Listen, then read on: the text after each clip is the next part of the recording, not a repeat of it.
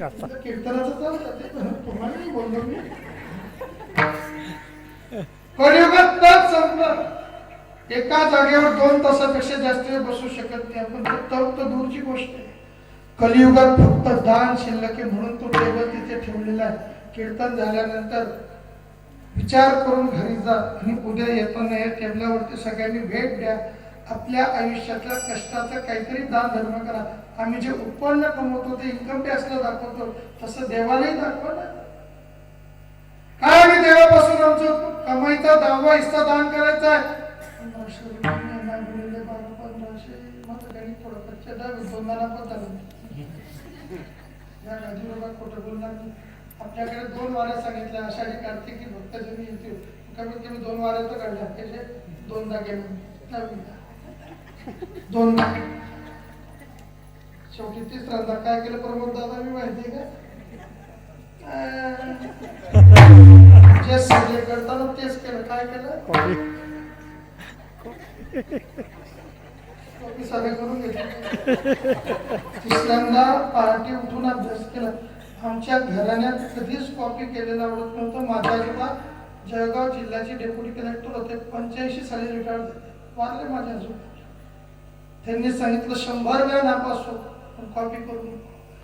मग पहाटे उठून अभ्यास केला आणि मग गणिताचे सगळे पक्ष साध्य सिद्धांता पाठ केली. कर्ण वर्ग बरोबर उरलेल्या 2 बाजूंच्या वर्गांची बेरीज ज्याला पायथागोरसचा सिद्धांत म्हणतात. तेव्हाचं पाठ केलेलं अजूनही लक्षात ठेवलं. गणित कच्चे थोडस. सत्य दया दान आणि कलियुगामध्ये आता कॅल्क्युलेशन करा. दानाचं कॅल्क्युलेशन कमाईचा 10वा हिस्सा 1500 रुपये महिना गुणिले 12 म्हणजे 18,000 होतात तुमच्या खात्यात. दर वर्षातून 18,000चं दान 10% करायचं म्हणजे 1800 रुपये दान करायचे तुम्हाला. त्यातले 1100 इथे देऊन टाका. एवढं सांगून सुद्धा तुम्ही माझं ऐकणार नाही. उरलेले 700 रुपये 17 मे पासून अधिक महिना येणार आहे. 500 रुपये ब्राह्मण 200 रुपये जावाई किंवा भात. जर मी अधिक महिन्यात दान घेण्यासाठी तुमच्या गावात आलो किती लोक मला रिकाम्या हाताने पाठवतील हातवर का? रिकाम्या हाताने कोण कोण घरी पाठवेल? सगळे देतील. मी लिहून घेऊ का फक्त तारीख करावं तुम्ही कधी. लक्षात घ्या दानही त्यालाच करावं जो कधी वैष्णव आहे. हा मी ब्राह्मण जरूर आहे पण मी माझा ब्राह्मणपणा माझ्या घरात ठेवलाय. कशासाठी? मी ब्राह्मण जातीत जन्माला आलो याचा मला पूर्ण अभिमान आहे. पण सगळ्या जातीचे लोक माझे मित्र आहे याचा मला त्याच्यापेक्षा जास्त अभिमान आहे. त्याच्यापेक्षा मोठा अभिमान असा आहे की मी वारकरी संप्रदायाचा. कधीच कोणाची जात नाही का मला कोणी ब्राह्मण म्हणून शिवाय दिला तर मला दुःख होईल. पण माझ्या कॉलनीत रस्त्यावरती चप्पल शिवणारा जर कोणी वाईट बोललं ना तर पहिला संताप माझा होईल. त्याची काय चूक आहे बिचाराची? तो तुमची चप्पल हातात धरतो हा त्याचा गुन्हा आहे का? त्याचा सुद्धा सन्मान करायला शिकलं पाहिजे. घरी भांडे घासणाऱ्या मावशीला कधीच मोलकरीण म्हणायचं नाही. ताई म्हणा दा मावशी म्हणा काकू म्हणा प्रेमाने बोला ना. भंडाऱ्यात सुद्धा लोक वरण मांडायला ओ वरणवाले ओ बट्टीवाले ओ भाजीवाले. मी एकदा आमच्या कॉलनीत मीठ वाढतो आपलं बट्टी वाढत होतो. नवीन मावशी तिला काय माहिती हा मी पण त्या दिवशी माझी चूक मी टी शर्ट आणि जीन्सची पॅन्ट वरती होतो. मी कॉलनीत देवीचा भंडारा एक बट्टी वाढून मी वाढायला गेलो. आमच्या शेजारचे काका म्हणे भैया मला कॉलनीत सगळे भैया म्हणता बायको सोडून.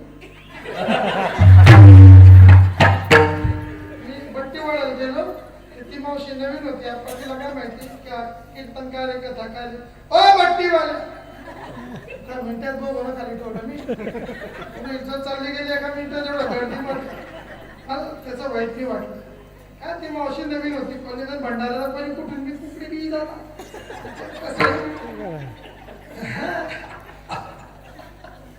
कोणी कुठून पर्यंत भंडाऱ्याच्या दिवशी त्याला की नाही म्हणता येत नाही. मग ती मावशी बोलली त्याचं वाईट नाही वाटलं. म्हटलं जाऊ दे चिठ्ठी असू द्यावं समाधान. मी काहीच बोललो नाही. मला वाईट काय वाटलं माहिती का? आशेचा किरण तुमच्याकडे पाहून दिसतोय. मग असं आहे तिथून शेवटी मिथूनवर आलो आपण. मिथून दादा हो मिथून दादा किरण दादा किरण दादा किरण आला नावाने श्रोमीला कोणी किरण दादा मला त्या मावशीने बट्टीवाला नसल्याचं दुःख नाही झालं. खरं दुःख घरी गेल्यावर झालं मला. माझ्या सासऱ्यांची मुलगी मला म्हणते आले आमच्या बट्टीवर म्हणजे तो आपल्याला लुटा घ्यायला नका. मला सांगा काही म्हणा, बट्टीवाला म्हणा, भैया म्हणा, देवदत्त म्हणा किंवा माझ्या अण्णावर मला म्हणा, नावं बदलले पण मी बदलला का? नावं बदलू शकतात. आपण आहे तेच आहे. तसं विष्णू परमात्म्याचं विष्णू तत्व आहे की त्यालाच कोणी राम म्हणतो, कोणी परशुराम म्हणतो, कोणी वामन म्हणतो, कोणी नृसिंह म्हणतो, कोणी कृष्ण म्हणतो. असे अनेक नावं त्याचे होतात. आणि त्या नावाने जेव्हा आपण जीवन जगताना त्याचं नाव घेतो, आम्ही त्याचं जप करतो तर त्याच्यावरती त्याचा